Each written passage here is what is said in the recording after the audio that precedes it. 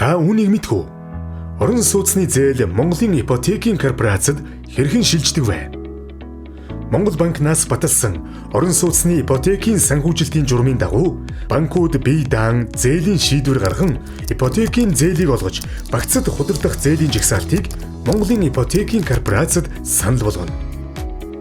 Монголын ипотекийн корпорац нь банкнуудын адилаар Монгол банкнаас баталсан журмын шалгуурын дагуу шалгаж, шалгуур хангах зээлүүдийг нь багцад оруулж жагсаалт гаргана.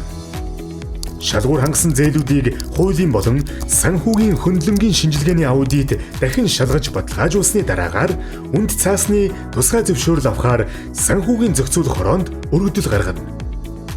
Тусгай зөвшөөрөл гарсны дараа банк тус бүртээ зээлийн хөрөнгийн багц худалдан авах гэрээ байгуулан гүйлгээ хийж, холбогдох гэрээ болон баримт бичигт санхүүгийн зохицуулах хорооны тусгай тэмдэглэл хийлгэхээр хөргүүлдэг. Санхүүгийн зохицуулах хорооны тусгай тэмдэглэл хийгдсэний дараагаар хөрөнгийн барьцааны эрхийн тэмдэглэгийг тусгай зориулалтын компани руу шилжүүлэх хүсэлтийг улсын бүртгэлийн ерөнхий газарт хөргүүлнэ. Санамж дээрх ажлуудыг хийж гүйцэтгэхэд тодорхой хугацаа шаардлагатай байдгийг анхаарна уу?